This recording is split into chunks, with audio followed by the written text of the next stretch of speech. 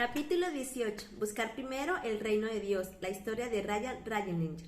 Él es gerente de proyecto de bienes raíces y desarrollo comunitario. Me disculpa el nombre si no lo sé pronunciar. Busquen primero el reino de Dios y su justicia, y todo eso les dará por añadidura. Mateo 6:33. Después de haber estado comprometido con Cristo durante más de 15 años, decidí hace algún tiempo que si creía que la Biblia era verdaderamente la palabra de Dios, entonces que tenía que leerla por completo e incluso aprenderme en memoria algunos versículos. Una idea loca, ¿no? Pero uno de los versículos que con el tiempo me aprendí fue este que se acaba de citar. Por desgracia, esta cita bíblica no se ajustaba al modo como yo creía que funcionaba mi vida, ni a lo que había aprendido en la escuela de negocios o incluso en mi comunidad de fe. En vez de buscar primero el reino de Dios, buscaba de manera activa mi éxito, mi carrera, una familia y una casa. Pensaba que después de alcanzar suficiente éxito en este mundo podía cambiar mis prioridades y concentrarme en Dios por completo. Después de todo, Dios ayuda a los que se ayudan a sí mismos. ¿No es así? No obstante, al leer y releer las Escrituras durante los años siguientes, llegué a la incómoda conclusión de que la percepción que tenía de mi papel como seguidor de Cristo no estaba basada en la Biblia. Por el contrario, estaba basada en la cultura popular estadounidense y en teorías acerca de lo que decía la Biblia. Mi fe básicamente consistía en pensar que lo único que Dios me pedía era decir una oración y creer que Jesús había muerto por mis pecados.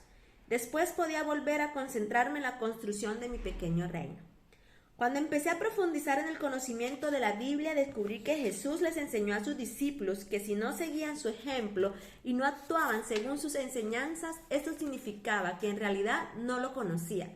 En efecto, Jesús pasó la mayor parte de su ministerio confrontando a las personas que orgullosamente creían que estaban bien con Dios, en virtud de su sistema de creencias, pero que no actuaban según su fe. ¡Ay, ay, ay!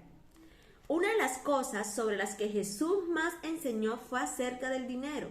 El Señor habló de las personas que buscaban el dinero y perseguían el éxito como si estas dos realidades fueran dioses, de aquellos que tenían miedo de perder su dinero o de darlos a otros, de las personas que atesoraban para un futuro incierto y de las personas que no tenían la intención de utilizarlo para transformar la vida de otras personas. De hecho, en muchas ocasiones Jesús vinculó estrechamente la actitud de una persona respecto al dinero con su propia salvación. Otra vez, ay, ay, ay. Así que, ¿qué papel desempeña el dinero en la forma como tomas tus decisiones? Tal vez después de todo el dinero no es un aspecto tan difícil como para empezar. G.K. Chesterton dijo una vez, no es que al intentar practicar el cristianismo, este se encuentre defectuoso, es que al descubrir que su práctica es muy difícil, se deja de practicar. ¿Y tú has puesto en práctica el cristianismo? Idea para meditar. El reino de Dios debe ser lo primero en nuestras vidas. ¡Wow! ¿Es así? Qué gran idea, ¿cierto? Qué gran realidad. Qué contexto tan importante el que acabamos de leer, qué entre líneas, qué profundidad de mensaje. Pues bien, parece que nos pasa a muchos este tipo de situaciones.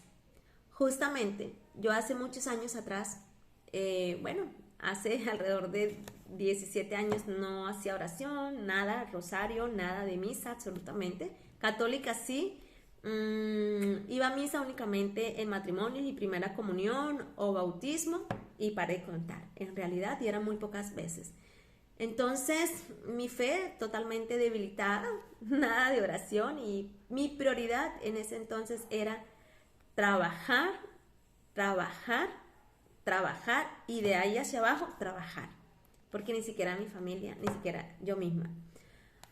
Obviamente, uno trabaja, muchos decimos que trabajamos por pasión, ¿verdad? Bueno, yo no voy a entrar en este tema porque cada quien tiene su propia motivación, pero muchos trabajamos por este otro tipo de motivación también. Entonces, porque yo soy de las que piensa que cuando alguien trabaja por motivación, por pasión, por pasión, lo hace gratis también su trabajo, ¿verdad? Y yo no lo podía hacer gratis porque necesitaba dinero para mis necesidades básicas. Entonces, en última, chicos, yo no tenía el tiempo para nada. y así lo tuvieses, no había ese deseo, ese gusto por la oración. Entonces, hace 12 años, en el año 2009 aproximadamente, finalizándolo, que empieza mi proceso de conversión, uno de los mensajes que más me enseñaron y me hicieron caer en cuenta era que mis prioridades estaban totalmente invertidas porque Dios estaba en el último lugar y que Dios debía ser primero ante todas las circunstancias, ante todo. Dios debía ser primero que el trabajo, primero que la familia, primero que el descanso, primero en todo. No fue fácil en ese momento para la lógica humana entenderlo, pero gracias a disponerme a aceptar un cambio en mi vida, a transformar, a empezar a asistir a grupos de oración, a rosarios, a empezar a asistir a la Eucaristía, fui entendiendo que el por qué Dios debe ser primero en nuestras vidas. Y así fue, y llegó un momento, hubo una época de hecho donde había tanta escasez económica y donde había tanta enfermedad también de mi parte, que mi prioridad al 100% fue Dios en ese momento. O sea, y más fue por una necesidad, porque necesitaba ser sanada, necesitaba ser restaurada económicamente, necesitaba paz en mi corazón, necesitaba volver a vivir, necesitaba alegría, necesitaba fortalecer mi fe, mi esperanza, necesitaba recuperar, mejor dicho, todo lo que creí que había construido en ese momento, y empecé a buscar a Dios solo por necesidad. Luego empecé a seguir, pues luego continué, perdón, en la búsqueda de Dios por agradecimiento, porque Él escuchaba mis súplicas, y luego ya ni por necesidad ni por agradecimiento, sino además de eso, por amor. O sea, claro que sí, sigo buscando a Dios todos los días porque lo necesito. Mi vida sin Él no tiene sentido. Él es mi prioridad, porque le agradezco por todo lo que hace, pero realmente me acerco a Él por amor. Hay tiempo para todo, chicos. Yo creía no tener el tiempo. Cuando a mí me invitaban a una misa, no tenía tiempo. Cuando me invitaban a un grupo de oración, no tenía tiempo. Hacer el rosario, no tenía tiempo. Leer la Biblia, no tenía tiempo. Yo nunca tenía tiempo. Ni siendo empleada, ni siendo empresaria.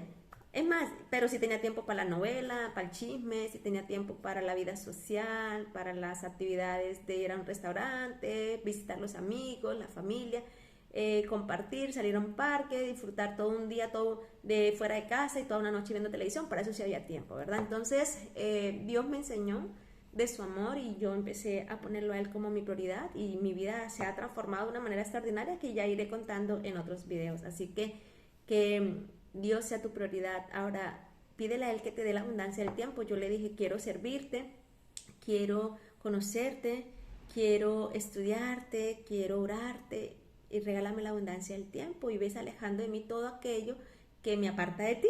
Y el Señor empezó a obrar. Hoy día, para la gloria de Dios, soy persona de Eucaristía, de rosario diario, 5 rosarios, de grupos de oración diaria, de lectura bíblica diariamente. Desde hace casi 2 años lo leo todos los días. O sea, realmente ha sido un proceso en bendición de transformación. Así que Dios sea el primero en toda tu vida. Preguntas, ya se me va a olvidar. Número 1, ¿qué tanto influye el dinero en tus decisiones? ¿De qué manera podrías cambiar esto? 2, piensa en la cita de que si las personas no intentan realmente poner en práctica la vida cristiana, ¿tú qué crees respecto a eso? Y 3, ¿qué tan difícil es vivir un auténtico cristianismo? ¿Cuáles son algunos de los factores que acentúan esta dificultad en tu vida? Así que amigos, seguiremos avanzando. Nos vemos mañana. Adiós, adiós.